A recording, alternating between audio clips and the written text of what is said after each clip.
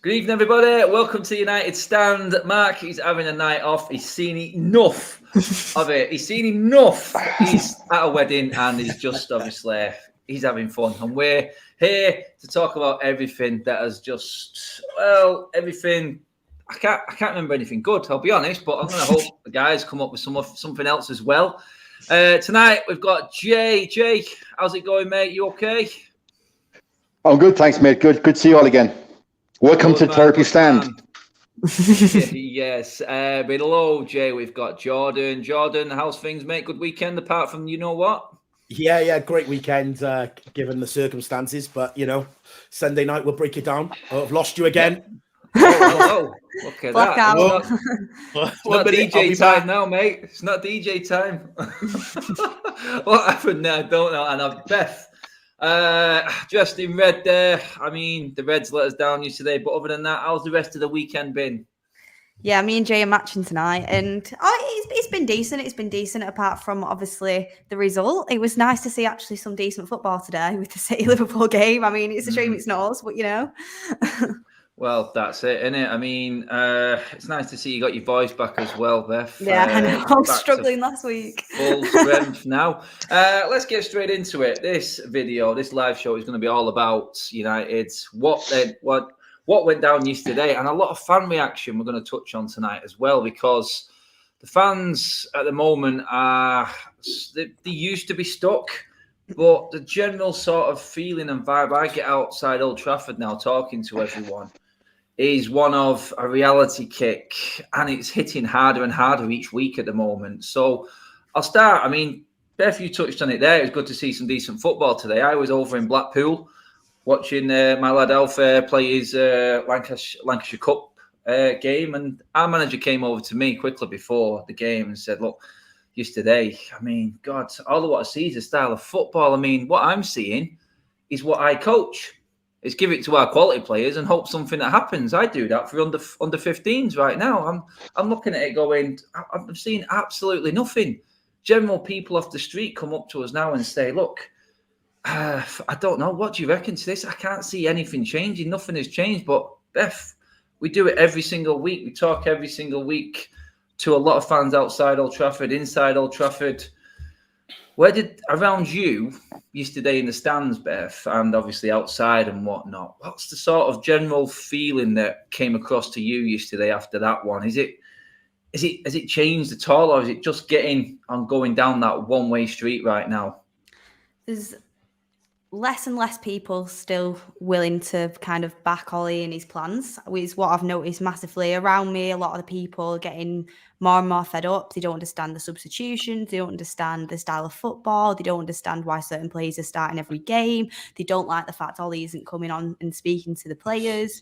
Like, a lot of people have some problems. And as I was walking out yesterday, like, so many people were coming up to me saying, I'm fed up now. I'm fed up of this. Like, I'm fed up of coming in to watch this. And it sounds like you're being a bit reactionary, but it's not, because, like I say every week, it's not about the result. Like, obviously, yeah, the result is bad. A draw at home to a weakened Everton side is bad. It's the way we play. It is the way we play week in, week out. Even when we win, often it's through luck and it's through individual brilliance. I think what people are just crying out for is a manager that's going to come out after the game, just like Klopp did today, and break it all down, all these tactics, what went wrong, what went well. That's all you want to hear. You don't want to hear PR answers after the game. You want to hear an actual football manager that, like, sounds like he knows what he's talking about, takes responsibility and changes it when it's not working.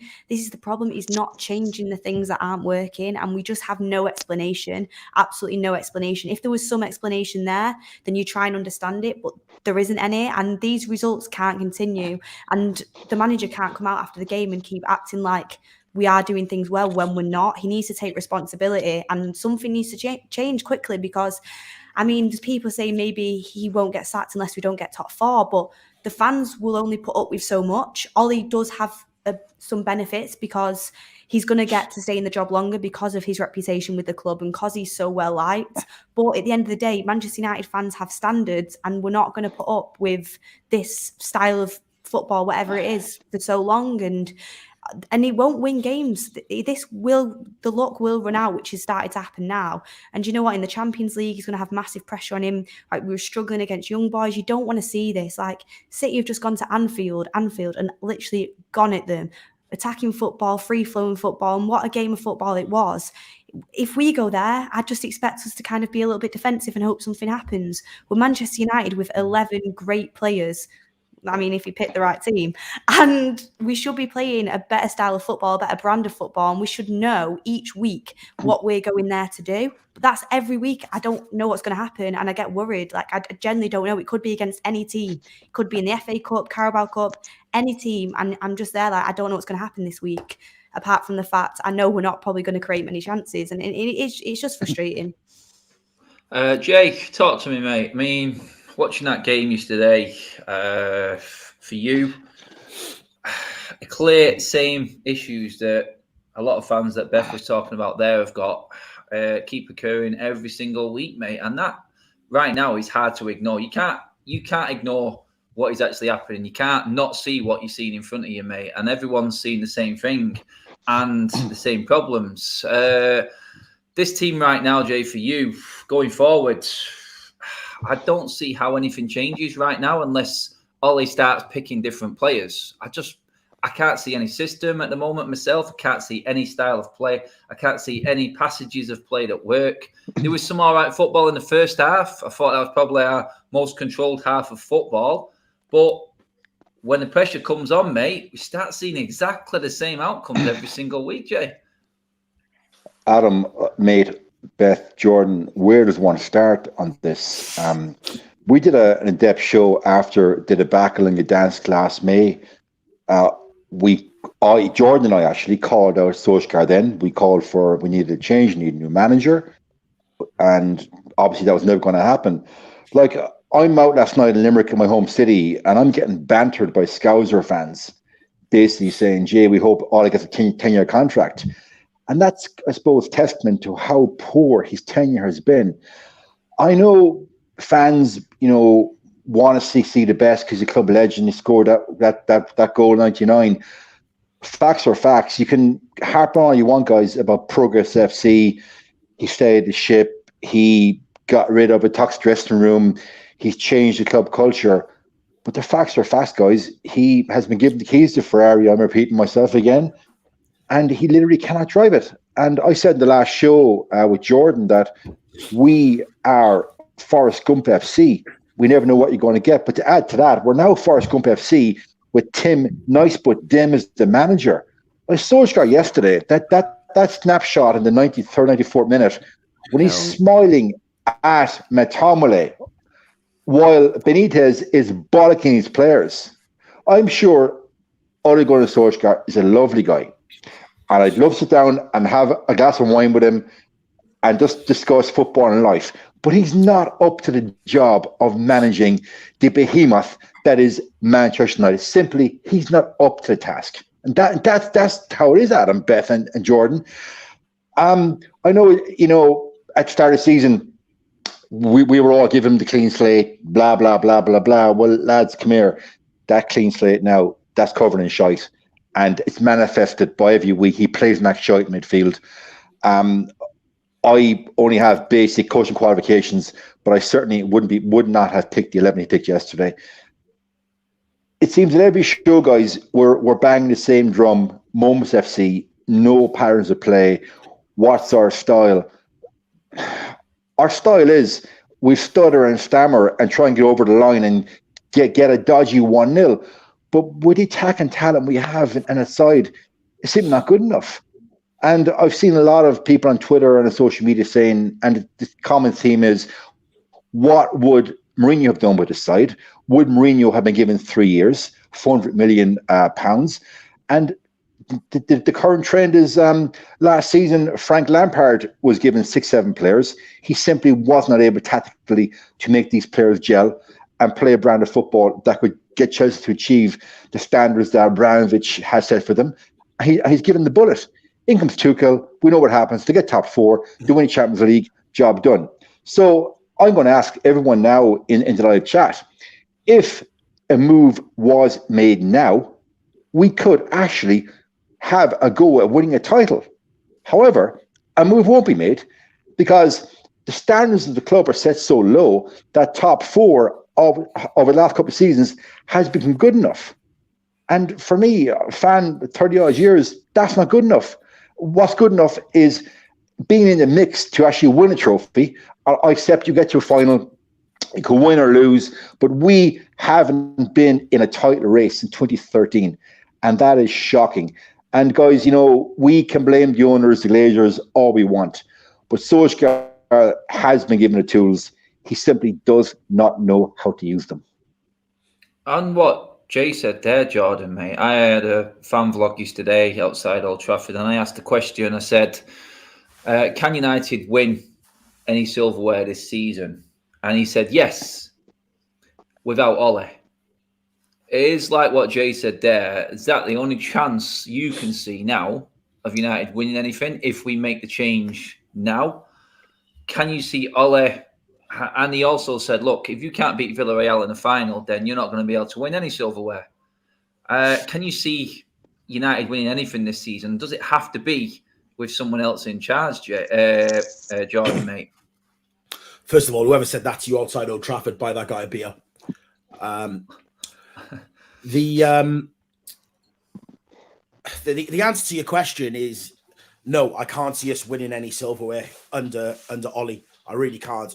I remember when I joined the channel, I was asked one of the first questions Mark asked me on the channel was, where I felt on Ollie, and at the time I said I didn't think he was the right guy.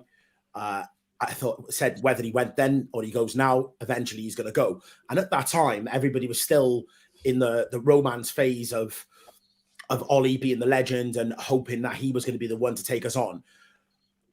The only things that have changed from a year ago to now is that there's now fans back in the ground and we've signed world-class players. But the actual fundamentals of what Ollie is getting wrong, he's been getting wrong for 12 to 18 months. So it's just been highlighted by those other factors around him.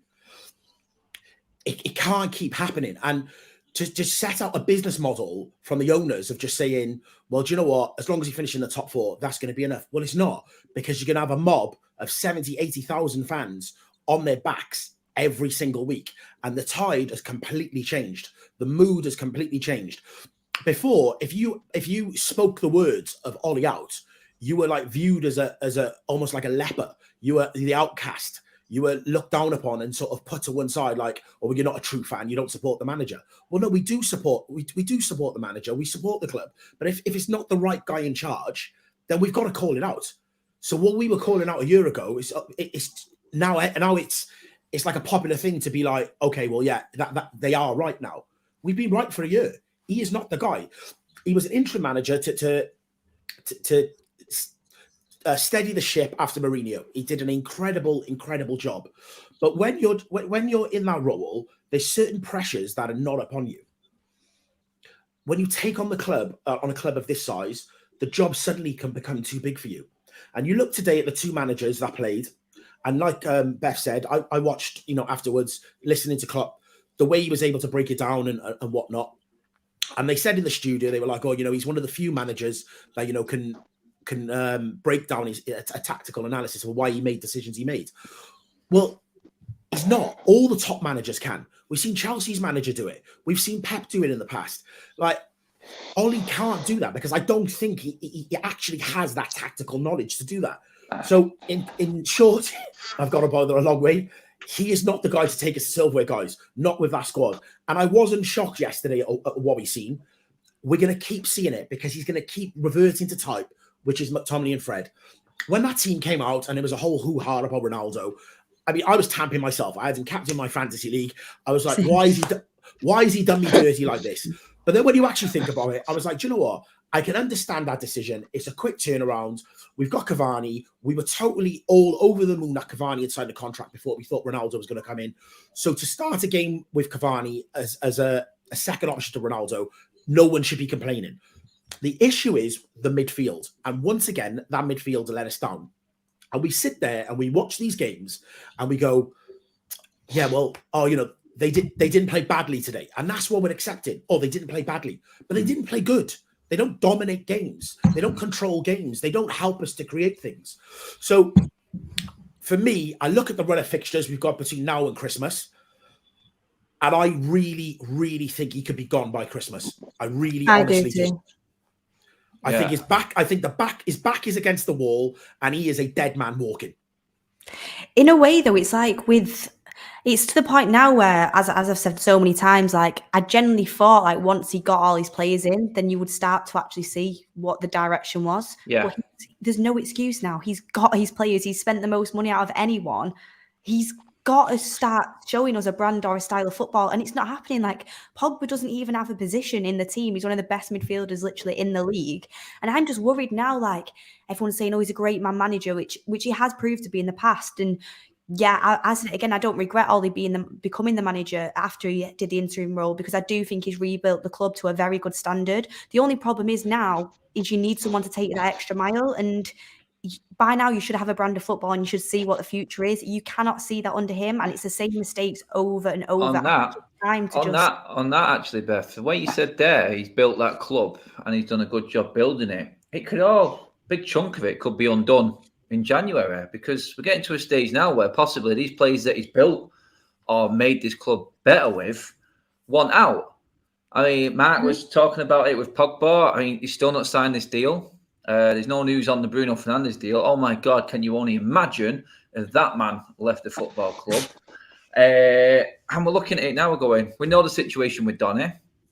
Pogba's not signed the deal. Jesse Lingard, he's Mancunian through and through. He's a red through and through. Ollie says he's still not signed that deal, Ollie. And I'm looking at Rashford coming back, and I'm not seeing him getting much game time. I'm not convincing him enough to sign this deal. So I'm looking at this build, and Jay, I mean, there's a chance that the build could start to unfold right in front of his eyes as well. I mean, it's quick turnarounds. Let's just say, for instance, mate, people are saying that it's very feasible that Donny van der Beek could leave this football club in January. I don't think anyone would begrudge him, but I'm looking at, in Ollie's short term, he's 3 years in charge right now. 3 years in December. You could look at a case of 2 of his signings in that time leaving within 2 years of being at the football club. So this rebuild could start brick by brick walking away because of, like Jordan said, his style of football and how I wouldn't say neglects players, but he doesn't and isn't capable of using them in a system. You could have Donny van der Beek, Dan James. There's just 2 names there, Jay, that could be gone within the 2 years of actually joined the club. Adam, I would sum up this so-called rebuild with one sentence: a castle made of sand. That is what that rebuild is. I like the sandcastle. It's a good day out in Blackpool, mate, the sandcastle. Yeah. Not bad. It's all right. But you know, you're at the beach, right? And you have your young child, and they're building sandcastles, and they look lovely. They have the little turrets, look fantastic. And a little gust of wind or a bit of water, and plop, it falls apart. When Solskjaer has been tested, and when his football philosophy, whatever that is, that the pragmatic, risk-averse approach that we've been very nice calling it that, but it's lack of balls football is what it is. It's a castle made of sand, because whenever that castle becomes under the slightest bit of pressure, slightest bit of wind or water, it implodes. And when push comes to shove, his management of that castle, that team, that club, is imploded. And we've said many, many times, guys, the board aren't backing him, the Glazers aren't giving him this, not giving him that. Well, they've given him the tools. We can harp on all we want about the mythical unicorn bloody CDM, but at the end of the day, Solskjaer wanted Jadon Sancho as another right winger to add to the 3 he already had: Palestri, Adama, Rashford. Sorry, Mason. That's 3, and then Jadon. So even using properly either. Now he's got him. Precisely, Greg. You're spot on, Beth. So 74 million. So you're thinking, okay, he's been given all this money. He's been given the tools. I don't know how much Palestri and Langa cost. I would say arbitrarily, I don't know now. Someone in the free chat would know. We say arbitrarily Palestri and Langa between them 50 mil. I know Ahmad cost 40. So it's 40. So it's probably 40. So it's probably 60 mil.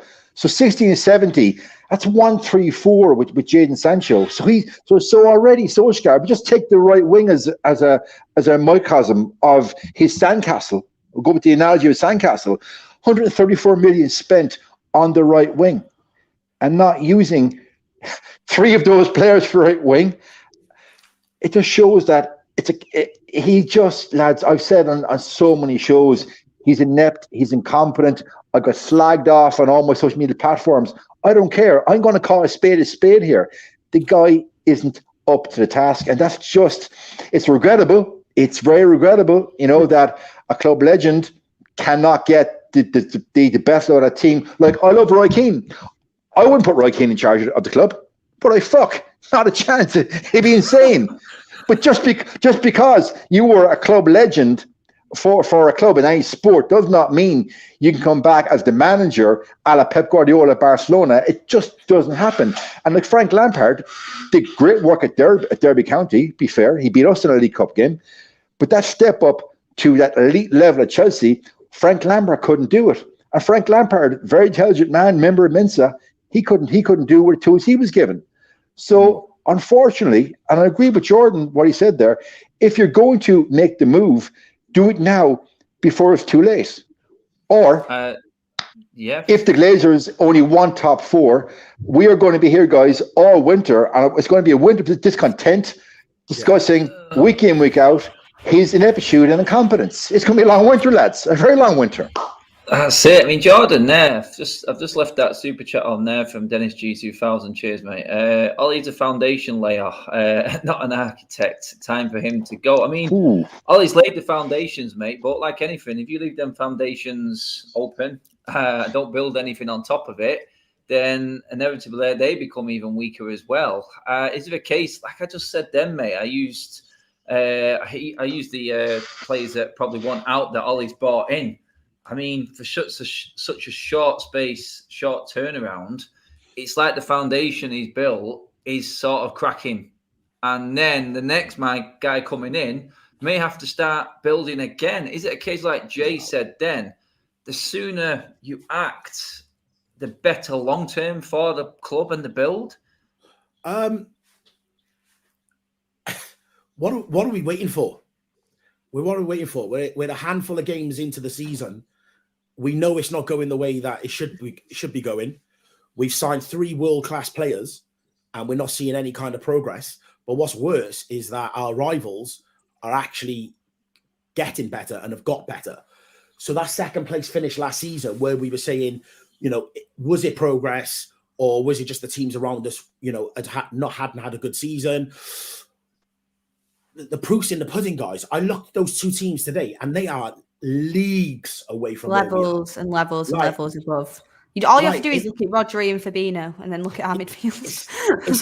It's mad. Like you look at the pace and how dynamic those teams are, and then you think of little old Man United. I'm thinking they would run us over. Like it's mad. So if we can make the decision, we should do. But talking about the foundations, that's a great super chat there. What's important that if and when we do make the change, we make a change that complements what Ollie's done. I don't think anybody could sit here and say that he hasn't done good things. And what's at risk now is that the way the way it ends overshadows the good that he has done for us. And that's why we should make a decision before it's too late. If we go through the next 10 games and we lose 7-8 games in that period, or pick up a load of draws and whatnot, and the mood dampens, then Ollie's reign's looked at as a failure because he hasn't won a trophy and he hasn't really pushed us forward. So we need to make the decision before it's too late. But it has to be a manager that complements what he does, doesn't come in and it's a whole 3-year rebuild job. There's the foundations of a good squad there, a great squad there, that somebody with experience and know-how can take us on to that next level. I mean, Beth, what would you say to the people who say we're all overreacting? We're 2 points off Chelsea, 4th in the table. Has it really been a bad start? I mean, you could say them people are the half full glass, whereas the people who actually look at how, like you said, the games are going, are the half empty ones, because I don't like to use the word luck, but Beth, I mean, what would you say to them? We see a different game, obviously, and I don't know if these people even watch the games, Beth, but is there an argument at all for them to say, look, are we overreacting here? Because we are 2 points off Chelsea, 7 games in. There is always going to be people that say that you're overreacting. Like, I always try to look at it as positively as I can, but sometimes like it is really hard to see the positives when this is a football club that you really want to do well. You want to be challenging for the top titles. You want to be with the Liverpools and the Cities of the league. You want to be up there, and we should be up there. And it's not as if it's just happened overnight that these performances are happening. They've been, like Jordan said, they have been going on for a while. There's been a lot of things to mask issues in the way that we play, the direction we're going in, the Donny situation. A lot of things are building up now. Now Pogba obviously looks unhappy. I mean, I don't want Pogba to leave, and it looks like he is going to leave. He's not even got a space in his team. And there's just a lot, him picking McFred every week, which clearly isn't working. There's just a lot of things that I was disagreeing with, but I'm really starting to lose my patience with. Subs, the way he sets up the first 11, the fact he's not bringing a youth player through. I do always believe that there should be at least one youth player on the bench that you're trying to bring through. For me, I think Alanga looks really promising, and he should be getting a little bit more time than what he's got. You've got to be bringing someone through to show the academy that they've got a bit of a chance. And he's talented, and I just don't see players progressing under Ollie. I really am not seeing it now. And I just don't see how we can win a title if he really is going to persist with this style of play, which for me, there isn't one. And I'm happy for what he's done. I'm happy for the squad he has built, because I do think he's built a good squad. And I, like Jordan said, the foundations are there. But I love Man United more than I love Ollie, and I want us to win stuff. So when you're in the games week in, week out, and you're constantly seeing negative football, and you see, the worst part is you can see the players have potential to be so much better. Like, we've got some of the best players in the league in our team. Like, our squad is elite, but we just don't play like an elite team. It's not about individuals football, it's about team, and we don't play as one. And this is what I want to see under the manager of Manchester United, but I'm not seeing it. And when each week things aren't getting better, they're not improving, you can't see your vision, you can't see your style, and there's no responsibility for that, you are going to get more frustrated with it.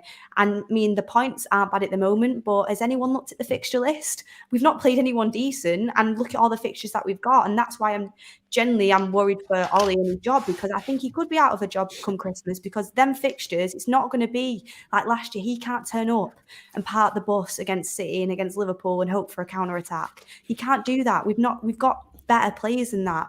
And I think we could potentially end up losing quite a few of them games. And people say Ollie tends to grind it out at these times. I think this grinding out it's ran out now. We've seen it. Villa punished us. Everton punished us. Villarreal, we were extremely lucky. You're not going to get lucky over all 10 of them fixtures. So it is worrying, and it's hard not to be negative when you don't agree with the way that we're playing, and you don't agree how the team's been set up, and you also can't see a vision at all on how you're going to win a trophy and win a league.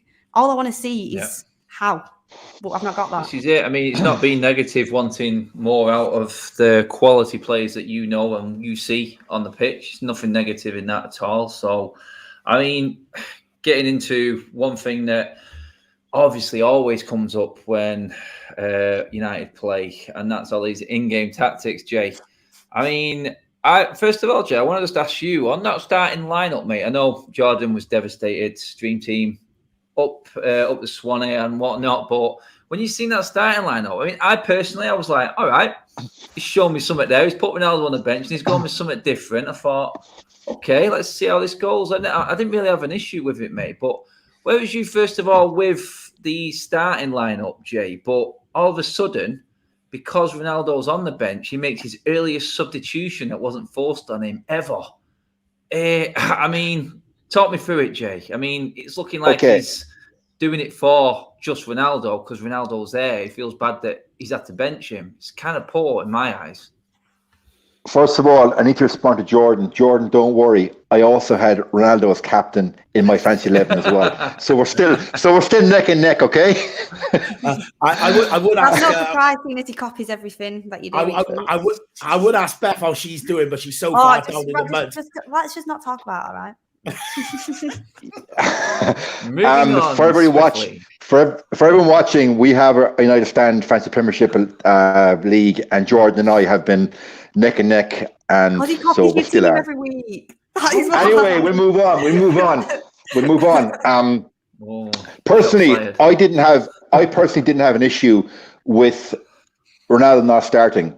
I obviously Cavani needs minutes, and the desire and the sheer way Cavani can pressure a defender from the off. I was delighted Cavani started, but if Cavani starts, you lose Ronaldo. Okay, that's just by the by, because obviously, we know Solskjaer, his coaching staff aren't technically astute enough to find a system to fit both of those players into your starting 11. We know that, but that's a given. My issue with that starting 11 yesterday was, I know we say it on every show, Mac Fred, Mac Shite, Mac Crap, whatever term you want to put in it, in that midfield. If you look at the spine of a football team, or the human spine, your goalkeeper at the base. Then obviously your centre backs is obviously your lower back, your L4, L5 vertebrae. Then you move up the spine to your mid back area, where you have your core muscle at the front of your abs. That's your Tomale, and right behind it you have Fred. So if that area of human body is unstable, your body is not going to be able to function properly. So that 11, when you start McFred at home to Everton, cannot function as an 11. And when I saw that, I think Drawdy had made up a meme of a jersey, and it was the numbers of Fred and Matomale, and it was McFred, and it went viral. So once those two individuals started at home, we knew what we were going to get, and that was going to be dross, poor passing. But that being said, to your point, Adam, it was probably the fast substitution, barring an injury, I've seen Solskjaer actually make. It surprised me, and I was thinking, hang on a second, has Solskjaer suddenly undergone the equivalent of a football exorcism, that he's finally bringing on subs early? Promised Ronaldo, 100%. Yeah, of course he promised Ronaldo. Of course he did. I know we've all had a go at Martial on various shows for him lacking bottle or lacking whatever he's lacking. But to be fair to Martial yesterday, I hold my hands up. He took his goal well. Would I have started him? No. I personally would have not started Martial, but that's just me. What would I know? Going then up top, then Jadon Sancho, Mason Greenwood. Like, guys, where do you start? Okay, Mason is undroppable, but could Mason be played on the left yesterday, and Jadon Sancho on the right with Cavani up top? And yet then Fred, how a CDM can be outmuscled and outmanned by a winger is simply beyond me. Like, we have an ex-player, because I actually went through the coaching structure in the club, and the strength and conditioning coach at the club is Michael Clegg, who played during the Ferguson era. Okay? So how has Michael Clegg not been able, over the last couple of seasons, to, as strength and conditioning coach, is your job, you've got a background in it, as do I, as you all know, how can you not put 2 or 3 kilos of muscle mass on Fred's upper body? You're playing CDM, you're in the engine room, so you can actually tackle and ride a tackle and not be outmanned and outmuscled. And the same goes with Lindelof. He is lacking a little bit of size up top when it comes to a physical battle. But that goes back to, guys, the phrase we've used many times in the show, coined by Mark, mates, rates. Now, I know I've got the point here, Adam, and I do apologize. But when you have a collective of coaches that can't see the inherent problems going with the training, the players on the pitch then, for me, they're basically on a hiding to nothing. So whether you're Ole in or Ole out or Ole on the bench or whatever you are, the man picks to start in 11. He doesn't coach, he doesn't oversee the training. So yesterday, that team that he picked was on a hiding to nothing at home, and that's on him. I mean, I'll quote what Jordan, I'll come to you next, just on that, actually. I mean, it's like he said, then call a spade a spade. It walks like a duck, looks like a duck, quacks like a duck. Not more often than not, mate. It's a duck. Fred, I look at Conte, who is smaller than Fred, and I've seen this guy bully Paul Pogba in a game.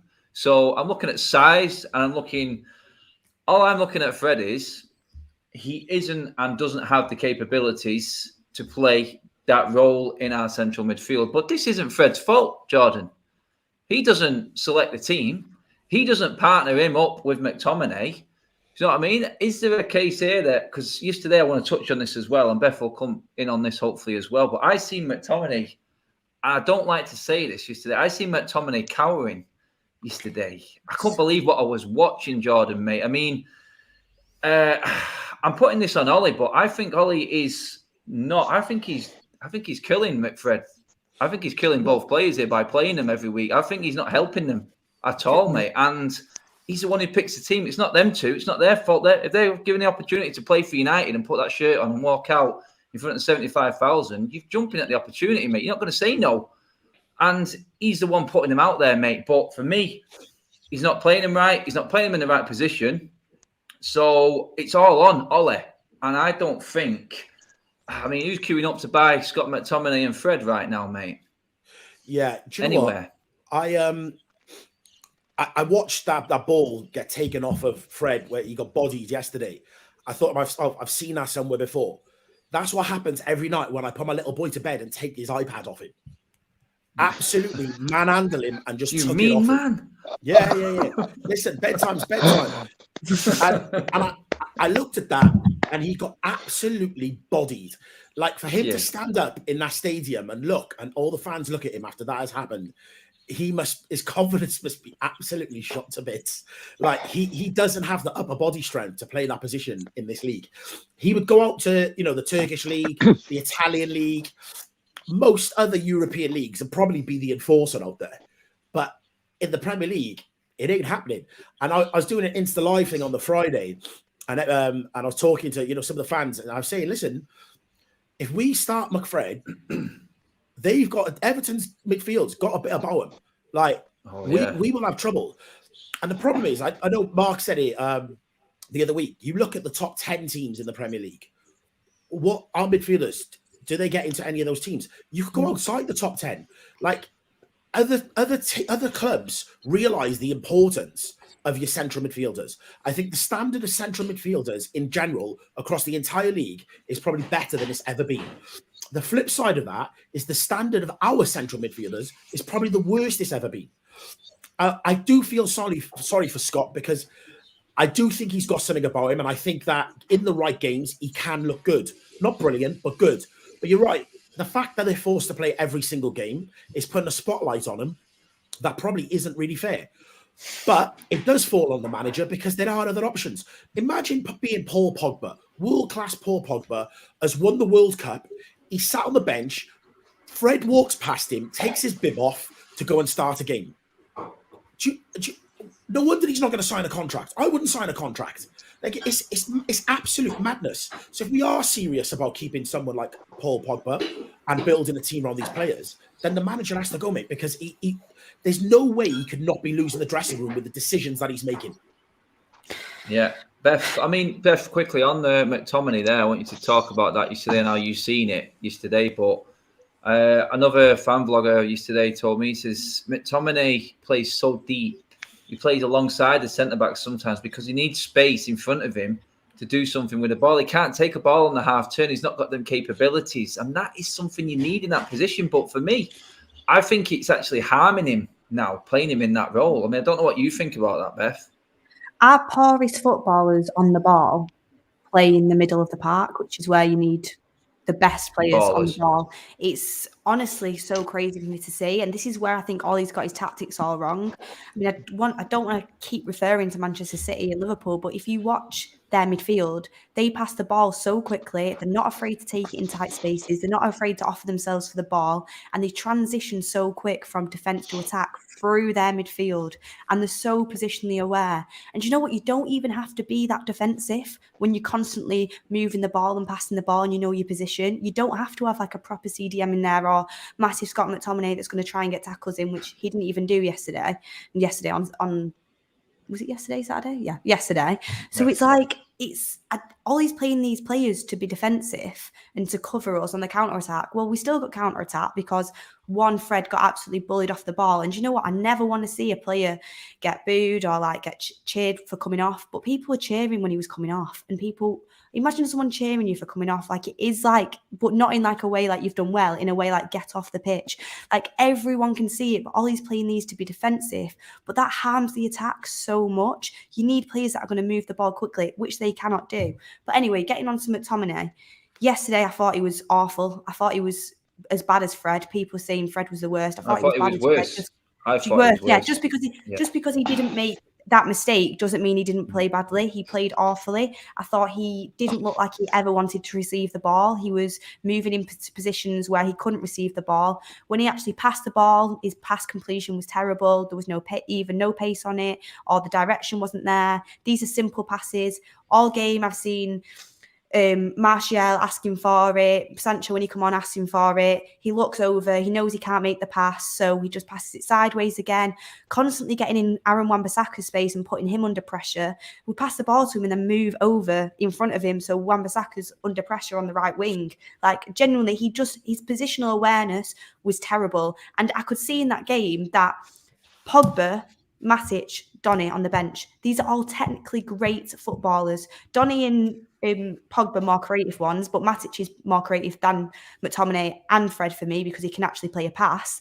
But you've got Donny and Pogba who could both come on and be creative influences and move that football. Instead, he's playing McTominay in a kind of advanced role, which wasn't working. When he had the ball, he was playing advanced. But Scott McTominay, he's not as good as Paul Pogba. So play Pogba in that position. As soon as Pogba came in, you saw that through ball to Sancho and it nearly ended in a goal. I don't understand why he's played McTominay for so long when he doesn't even look fit. He's just had surgery. He's just literally had surgery and he's played 90 minutes in a week. That was mentioned in the crowd. And then when we don't have the ball, he's so deep, like you said, and when he gets it, he looks like he's nervous to make the pass. It's honestly so frustrating to watch. Like you said, it's Sunday League stuff, and these two, they just do not work. And I just don't want to see, like you said, Donny and Pogba both leave this football club because they're both such talented midfielders. Obviously, Pogba's the more proven one. If you're Pogba, you're going to be even more annoyed because you're literally getting rested before international week when you're meant to be one of our best players. For Fred and McTominay, who couldn't even get into any of the top 10 sides, in my opinion. So it must be so frustrating. I don't want to see Donny and Pogba both leave the club. And then what midfielders do we have left? Scott and Fred, again, who we just know aren't good enough. And it damages the whole way we play. People say, why are you moaning so much? It's not just McFred. Other players played badly as well. Like Jay said, it's the spine of the team. That's what creates the tempo. That's what transitions the ball. That's what gives players space. And it just didn't work. It doesn't work any week. Yeah, I mean, just talk what Jordan said then, actually, in that warm-up, when I'm seeing yesterday, and the more I think about it, the more I want to cry. I'm seeing Fred warm up, taking shots on goal in a warm-up. Well, Donny is playing keep ball with Pogba in a corner on the subs section, and I'm just like, oh God, Ollie. Oh yeah, like, by the way, Ronaldo was in that little group as well. I'm just like, you know what? Something looks wrong there. It looks really wrong, and I think, like we touched on, guys, that's why Ronaldo came on so early. It was like we didn't need to make that sub. Ronaldo did not need to come on the pitch, but he came on, I think, because Ollie is under pressure to actually play him. I mean, looking forward now, guys, though, we're talking about all these players, and if the next few weeks don't go right, like a few people have said in the comments already, a few super chats as well, cheers for them, guys. Jay, the next bunch of games for Ollie have to go well. He has to sort of balance the sort of average start we've had. We've beaten some of the big teams now, but in that group of games now is a double header against Atalanta in the Champions League, mate. And we just mentioned the likes of Pogba, Ronaldo, Bruno, all these players. Can you see these players playing Europa League football? And would that be enough if he got it wrong, Ollie, to say, all right, the fans are not going to take seeing Ronaldo and Varane in Europa League football, mate. They're not going to stand for it. And that could be the straw that breaks the camel's back in a way, mate. I mean, have you got any confidence in us going forward right now? What is it going to take for Ollie to turn this around, mate? Does he have to win all of these games coming up now? That's $64,000 question. What would it take for Ollie to turn things around?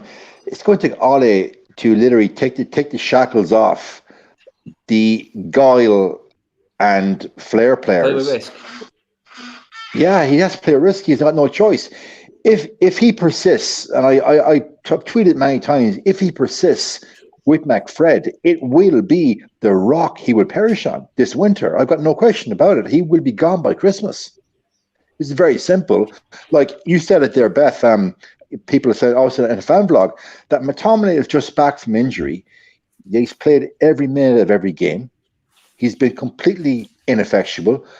He was, as I saw against Villarreal, running away from the ball, avoiding the pass. And Ben, as you said yesterday, there was a couple of times an outball to Sancho or to Martial, and he simply could not do it because it's not in his locker, and he plays a simple 5-year pass instead. So it's going to take a complete another sea change on Solskjaer, to use your phrase, Adam, to grow a pair of balls. Does he have it in him to show some particular fortitude and bench McTominay, bench Fred, and start with Matic and Donny in the middle, or Matic and Pogba, or anybody but McFred in the middle of the park, and I think we have a chance. But with all that being said, we know what's going to happen against Man City and Liverpool. He will play McFred in the middle because, as the phrase we've all used, guys, he's risk adverse. So I don't see him changing, guys. I really don't. And as you pointed out, it's going to take a couple of poor losses against Atalanta or City or Liverpool for it to be a sea change in a dressing room that the senior players revolt, or would it be the case that the senior players just will dump his tactics, dump what he said to them in the pre-match, and just do their own thing? So there's a few scenarios possible there, guys. I was going to say, does anyone actually think he will change it? Like, does anyone think now he's going to have to? Like, he can't surely think this can go on. It sort of leads us into the last segment here as well, though, in a way, mixed in with all these games. I just think, and I said this when I said this a few months ago, season starting, when he got this new contract, it just feels and looks like he's arrogantly walking into press conferences, his team selections, thinking he's absolutely secure. And for him to come out with the comments he did regarding Donny van der Beek, and I know he wasn't sort of just going right in on him, but you knew it was a sly little dig at Donny. That's how I took it in the whole we don't want sulkers at this football club. And then he's on the sideline yesterday laughing and joking with McTominay. That infuriated at 1-1. And McTominay's having an absolute shocker, and Donny van der Beek sat on the bench behind him. I'm just like, he's coming across arrogant at the moment. And this 3-year deal that he got, I couldn't believe when he got it. I mean, it would have been absolute perfect business sense to let him play out the season, I think. And then you're in the perfect position just to say, look, it's not worked. You've had your chance. You've seen out your contract. You move on nicely. No fallout. No one's hating Ollie. But right now he's in a position, Beth, where he's sort of coming across in that way to me. It's sort of like he's untouchable at the moment. And I don't see him, to answer that question, Beth, changing it. I think he's got all the attacking options in the world, but as soon as Liverpool's, Chelsea's and City's roll into towns, we know what's coming. We know what's coming. He's very stubborn, and I think that's what his job will end up going on. Like I genuinely, I don't think he can last playing like this. I personally don't. There's a lot of people that think he won't leave until he gets top 4, but these fixtures are going to come thick and fast. And if he doesn't change it up, we're not gonna win enough games. We're just not with that team. And that's when the fans start to get on the back, and the fans have the most say out of anyone. And I think if the fans really do continue losing the patience and getting annoyed at Ollie, I do think that's when the pressure will start to build. It's because if you look at them Champions League games, Atalanta, 2 of them, I'm not confident going into that. And this is a group that's one of the easiest groups, I think, in the Champions League. If Ollie doesn't get out of the group, I do think we will. But if Ollie doesn't get out of the group, for me, that's him gone. Because you cannot, again, in a big competition like this, not have the mentality, not have the style to get out of this group and actually go forward in this competition. The whole point with Ollie is what everyone said. He needs to win a trophy. He needs to show he can win something. If you can't even get out the Champions League group stage, you've literally got no chance. So that for me is a must for him. And then obviously in the league, all of these games coming up, hard games, I don't think he'll have that luck. I think if he doesn't change it, we will drop points, and I think the fans are going to get very frustrated because we'll be out of the race.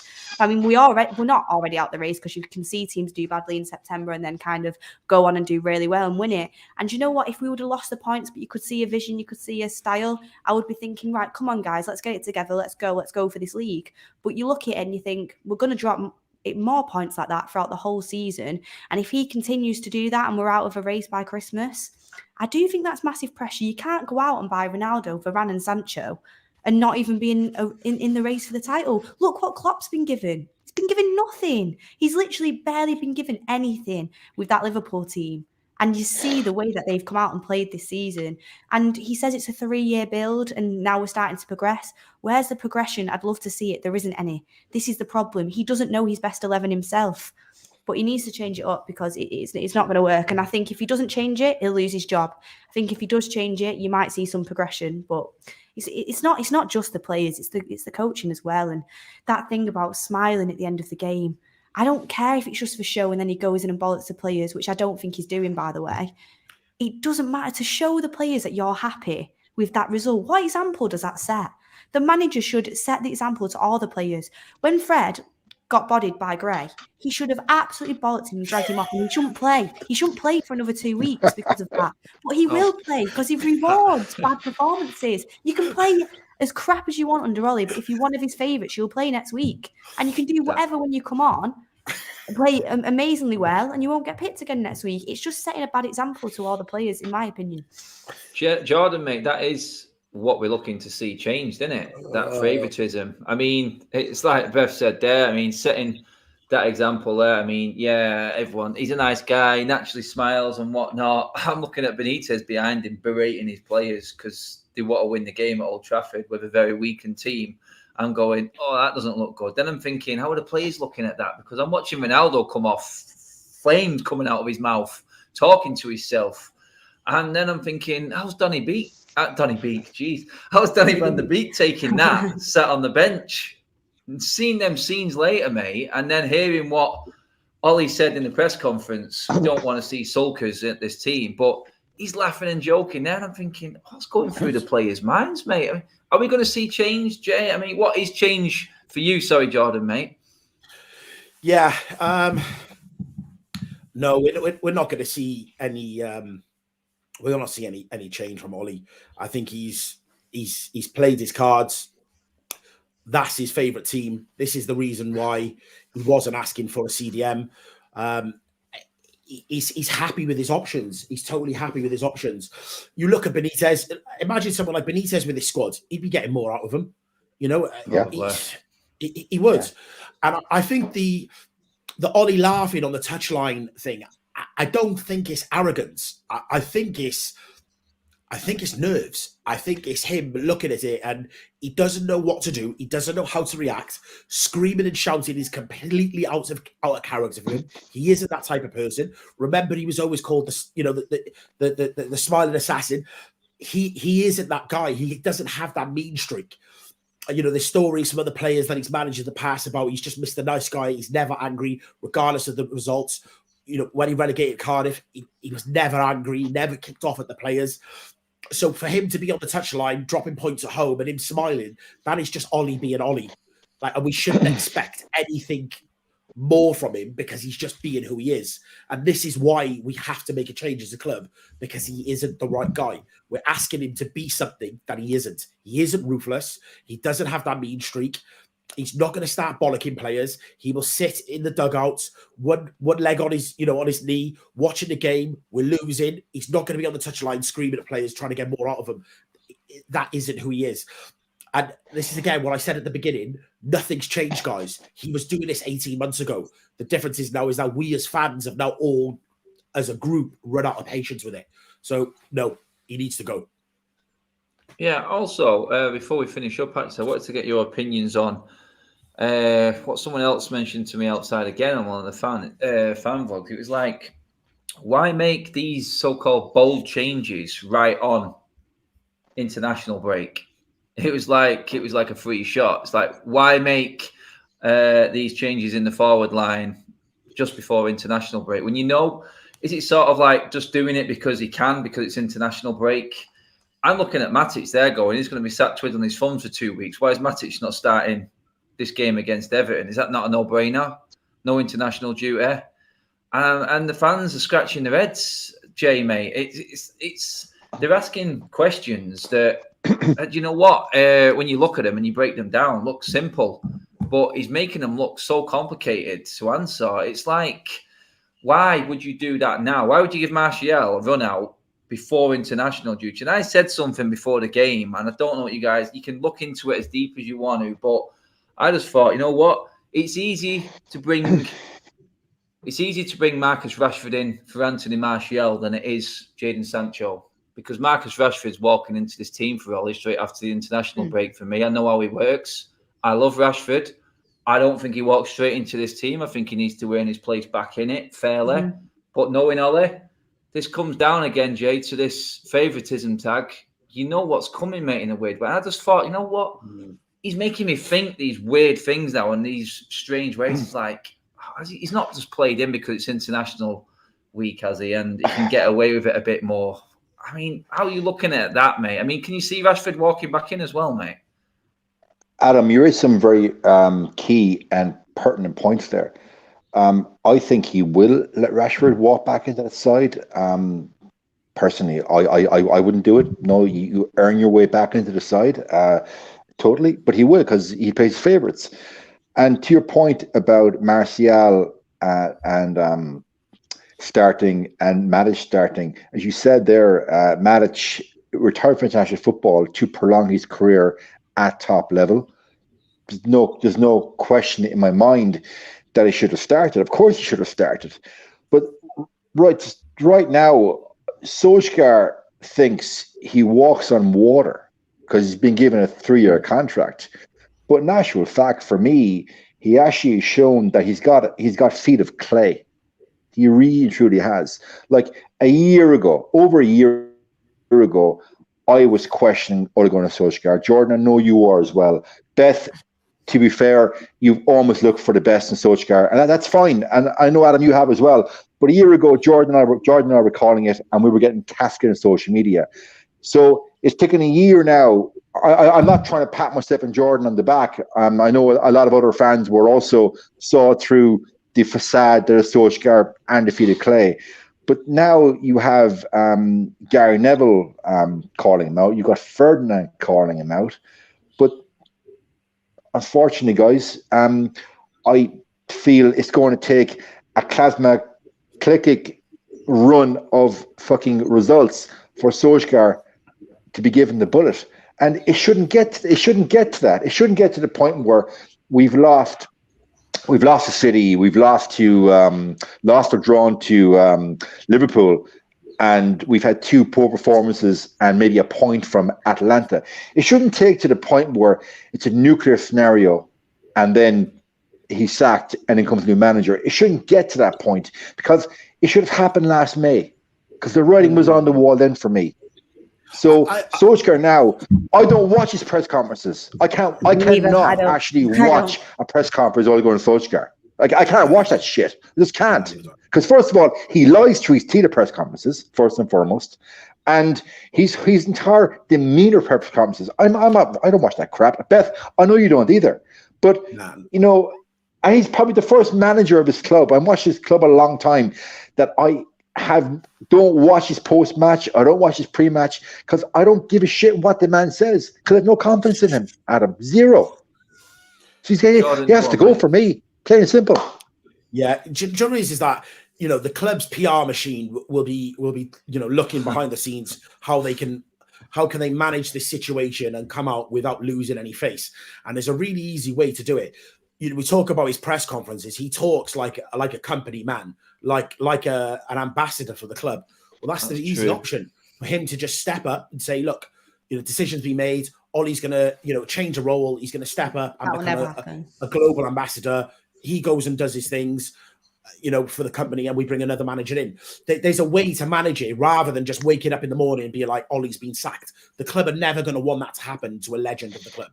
They're not going to want it. So there's a way they can manage it. That's my point. The thing is, though, with Ollie, would he want to do that? Like, he's not going to want to step down as manager to go and do. But if he has no choice, then he doesn't have a choice. He's Geppetto. He's just pulling strings like for the club. Like, he doesn't have a choice. He's lucky to be there. Well, have you seen his CV does not suggest Manchester United. Do you know what I mean? Like, do you feel like he's stubbornly trying to just cling on and play the part here? Because if he leaves United, I honestly can't see him going anywhere else, Beth. I mean, he's failed at lower levels. He's failed at lower levels, and no one's going to be taking him on at a high level now. This is his one shot, isn't it? So, guys, Ollie is holding on like Jack at the end of Titanic. Yeah. Whoa. He's not going to be able to he won't be able to walk into a top 10 Premier League team. Let's just put it that way. He's not going to have a load of options when he leaves. And that's kind of says a lot, because as the manager of Manchester United, you would want the club to have one of the best managers in the world. And obviously he's not on that level yet. I do think he would get a job in football. I think he'd get a decent-ish one, but I don't think he'll ever be able to get a top job again. This was his one chance. Maybe it came too early for him. Maybe it did, but his time's running out for me. I'm actually excited for Rashford to come back, because I think that means he has to play. He can't drop Pogba. So he's going to have to play Pogba in midfield. He has to. So I'm interested to see how that works when Rashford does come back. That's one of the main reasons why I'm excited for him to come back. But I don't know if he thinks Rashford's going to save him again for a few more weeks or a few more months, because Rashford did seem to do that last year. But he's not got long for me. He's got a lot of pressure on him right now. And even if he thinks he's safe or the club thinks he's safe, he's not, because the fans won't stand for it, and they just won't. And there's just an update as well here from I think it's MUFC MPB on Twitter, and they've just said that we are now at the end credits between Donny van der Beek and Manchester United. The Dutchman's agents have been working hard for weeks on an exit plan for January. Juventus are trying to convince the player to move.